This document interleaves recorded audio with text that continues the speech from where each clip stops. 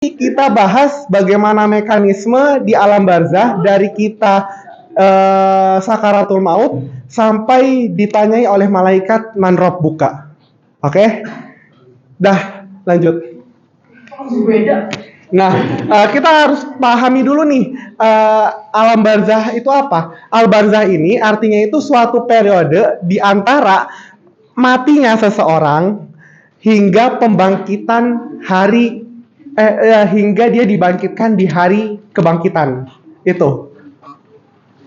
Ada yang belum paham? Mungkin karena ini kan konsep dasar. Jadi kalau nggak paham, selanjutnya nggak paham nih. Udah kan? Nah, lanjut. Nah, ya. Jadi sebelum kita masuk ke periode alam barzah tadi, kita singgah dulu nih di pintu masuknya, yaitu kematian. Nah, mungkin ini adalah dalil yang paling terkenal tentang kematian, yaitu kullu nafsin dha'iqatul maut. Maka yakinlah bahwa semua yang bernyawa pasti akan merasakan kematian. Nah, dan kematian ini bukan yang asal ceplos jebret meninggal, itu enggak. Tapi Allah itu benar-benar sudah memasang skrip atau naskah buat kita agar kita meninggal benar-benar di saat yang ditentukan. Boleh? Nah, oke. Jadi kematian ini karena merupakan pemisah antara amal dan juga balasan, maka kita benar-benar harus tahu apa yang kita persiapkan untuk dunia yang akan datang. Nah, maka beruntunglah bagi mereka yang mendapatkan husnul khotimah, yang telah beramal baik selama hidupnya, dan rugilah mereka yang beramal buruk selama hidupnya. Nah, bahkan di sebuah perkataan di sini adalah orang yang beramal baik itu seakan-akan dia duduk di bawah gunung, yang tiap kali dia berbuat buruk maka dia takut gunung itu akan menimpanya. Oke, jadi apakah kita masih bisa menghindar dari kematian? Maka ini ada ayatnya, itu Qul innal mautal ladzi tafirruna minhu fa innahu mulaqikum summa turadduna ila 'alimil ghaibi wasyahadah fayunabbi'ukum bima kuntum ta'malun. Surat Al-Jumu'ah ayat 8. Nah, sebenarnya dalam upaya menghindari kematian ini, memperpanjang umur, banyak banget usaha manusia untuk memperpanjang umurnya. Ini nggak kita cantumin semuanya. Nah, contohnya di sini ada saintis biomedik yang dia udah bikin perusahaan gitu, berpartisipasi untuk gimana caranya manusia itu bisa hidup ratusan tahun. Dia bahkan menerapkan konsep yang benar-benar manusia biar bisa dapat 300 tahun. Tapi hasilnya gimana? Hasilnya dia dianggap sebagai pendusta dan akhirnya dia dipenjara. Nah, terus ada seorang geologi.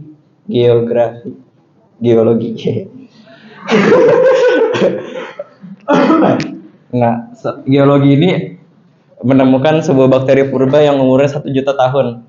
Nah, pas diinjeksikan ke tikus, ternyata tikus itu di umur yang udah tua masih bisa memproduksi anak gitu, bereproduksi.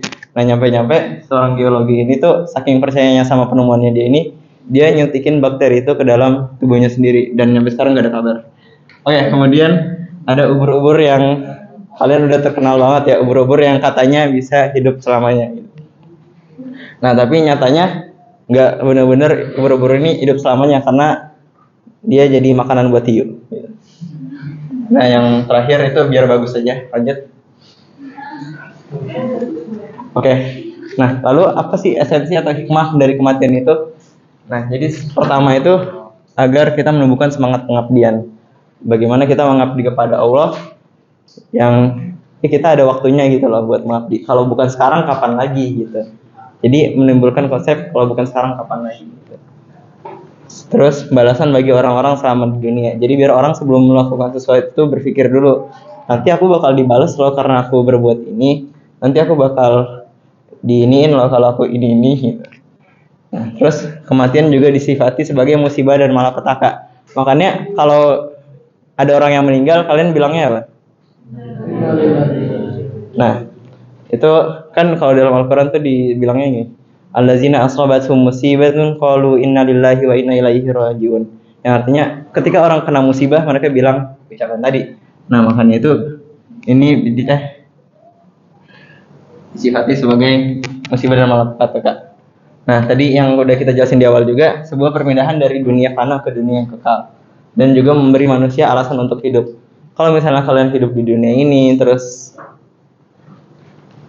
ya maka buat apa hidup gitu kan? Nggak ngapa-ngapain juga. Nah, kira-kira seperti itu esensi atau hikmah kenapa adanya kematian. Boleh lanjut.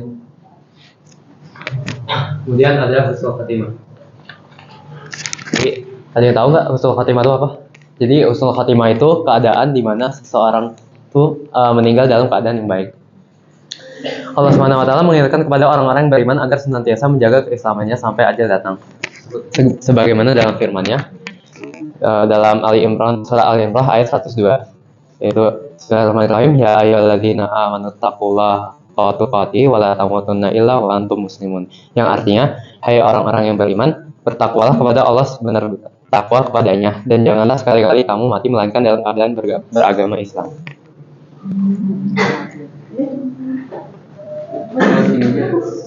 Kemudian ada tanda-tanda seseorang itu husnul khatimah. Tanda orang yang meninggal dalam keadaan husnul khatimah, ada yang diketahui orang yang sakaratul maut itu, dan ada pula yang diketahui oleh orang lain.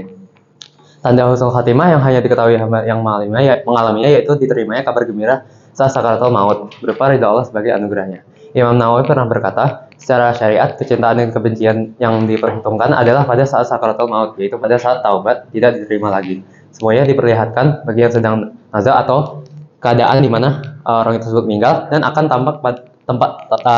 nampak baginya tempat kembalinya. Kemudian ada tanda-tanda orang yang meninggal dalam keadaan husnul khatimah, yaitu orang yang mengucapkan kalimat tauhid menjelang ajal, meninggal di dunia di jalan Allah. Kemudian ada yang meninggal karena penyakit seperti sesak nafas atau sakit perut atau yang lainnya. Dan ada yang tenggelam. Kemudian meninggal pada hari Jumat, meninggal saat melahirkan, meninggal ketika sedang ribet atau menjaga wilayah perbatasan, meninggal dalam keadaan melaksanakan amal saleh, dan meninggal karena mempertahankan hartanya dari perampok.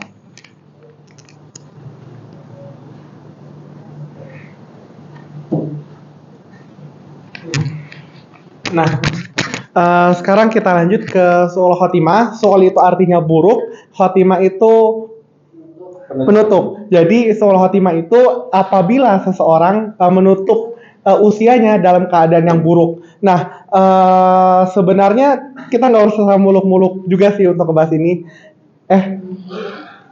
Nah, kita lihat ciri-cirinya. Sebenarnya ini ciri-ciri yang dia dalam bentuk beribadah ya. Biasanya orang yang punya tanda-tanda su'ul khotimah itu akhir hidupnya itu nggak tenang, terus dibayangi banyak-banyak hal yang mungkin tidak bisa dibayangkan sama orang-orang. Kebanyakan kayak gitu yang kita dapat terima ceritanya. Tapi kalau secara textbook itu biasanya beliau yang su'ul khotimah itu sulit untuk dibimbing mengucapkan zikir atau la ilaha illallah ketika menghadapi sakaratul maut, terus juga sering melalaikan sholat, suka mengonsumsi homer dan beberapa hal buruk lainnya. Nah, sebab-sebabnya apa sih? Biasanya selama hidupnya itu dia akidahnya rusak, dia mungkin keyakinannya mungkin kepada Allah, tapi tidak apa ya? Aduh, kalau masalah akidah agak susah nih. Tidak benar gitu. Mungkin dia menyembah kepada Allah, tapi akidahnya nggak benar. Itu kan sama dengan akidahnya rusak. Terus juga menunda-nunda taubat, dia sudah berbuat banyak kesalahan, berbuat banyak dosa, tapi yang harusnya dia bisa bertaubat sekarang malah ditunda, nanti besok aja dah, taunya malam. Innalillahi wa inna ilaihi rajiun. Terus juga adanya ketergantungan kepada dunia. Biasanya saat dia dipilih antara antara dunia atau akhirat, biasanya dia lebih memilih akhirat. Dan banyak lagi. Dan bunuh diri itu termasuk dalam su'ul khotimah ya. Jadi yang mungkin hidupnya udah nggak berguna, jangan bunuh diri ya, nunggu ajal aja. Ya, gitu. Nah, lanjut. Kita masuk ke alam barzah. Udah ditarik nyawanya, sekarang kita masuk ke alam yang lain. Udah bukan di dunia lagi, tapi di al-barzah. Nah, kita dapat data dari buku di mana itu didasarkan pada Badat Litbang dan Diklat Kementerian Agama Republik Indonesia. Itu ada beberapa makna nih. Alam barzah ini kayak tadi, alam transisi antara dunia dan akhirat, tempat ruh orang mati berada, atau juga bisa keadaan fana dan baka seorang sufi yang terpisah dari kesadaran sosialnya, atau mungkin penghalang atau pembatas. Dalam konteks ini barzah merujuk pada makna pertama. Nah, sebenarnya kata al-barzah ini sudah disebutkan 3 kali, yaitu di Quran surah Al-Mu'minun ayat 100, Quran surah Ar-Rahman ayat 20, dan Quran surah Al-Furqan ayat 53. Ya, tapi yang jelas, yang sangat jelas itu di Quran surah Al-Mu'minun ayat 100, di mana di ayat itu menyatakan bahwa setelah kematian manusia tidak dapat kembali ke dunia dan ada penghalang atau barzah sampai hari kebangkitan. Balik lagi ke awal, barzah itu penghalang atau pembatas, makanya masuk di sini dia udah nggak bisa balik lagi karena udah ada penghalang gitu. Secara terminologi, barzah adalah alam antara dunia dan akhirat, tempat ruh manusia menunggu hari kebangkitan setelah terpisah dari jasadnya. Alam ini menjadi persinggahan sebelum kehidupan akhirat dimulai. Paham?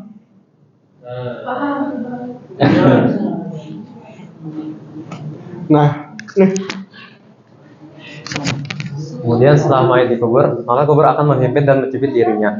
Tidak seorang pun dapat selamat dari himpitannya. Beberapa hadis menerangkan bahwa kubur menghimpit Sa'ad bin Mu'adz radhiyallahu an, padahal kematiannya membuat arsy bergetar, pintu langit terbuka, sama malaikat sebanyak 70.000 menyaksikannya.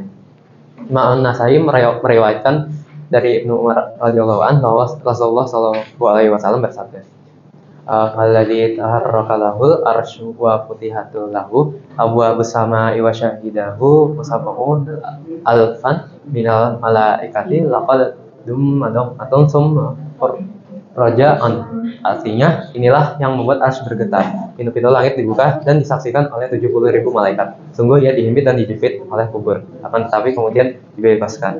Hadis riwayat An-Nasai. Samping itu, kondisi alam kubur adalah gelap gulita. Rasulullah Shallallahu Alaihi Wasallam bersabda, sehubungan dengan kematian seorang sahabat yang biasa menyapu di masjid Nabawi. oh iya, ini lanjutan. Dari sahabat Abu Hurairah radhiyallahu an bahwa seorang wanita hitam atau seorang pemuda yang biasa menyapu di Masjid Nabawi pada hari masa Rasulullah SAW, dia mendapati sehingga beliau menanyakan. Padahal sahabat menjawab, dia telah meninggal. Beliau berkata, kenapa kalian tidak memberitahukan kepadaku? Abu Hurairah berkata, seolah-olah mereka meremehkan urusannya. Beliau Sallallahu Alaihi Wasallam bersabda, tunjukkan kuburnya kepadaku. Lalu mereka menunjukkannya. Beliau pun kemudian menyelati wanita itu lalu bersabda, sesungguhnya kuburan-kuburan ini dipenuhi kegelapan bagi para penghuninya, dan sesungguhnya Allah Subhanahu Wa Taala menyinarinya bagi mereka dengan salatku terhadap mereka. Hadis riwayat Bukhari dan Muslim.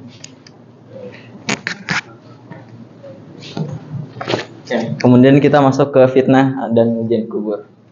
Nah, dan ujian ini kita udah terkenal banget dibawakan oleh 2 malaikat, yaitu Munkar dan Nakir. Dan baik banget ya, kita dikasih ujian dan udah dikasih kisi-kisi.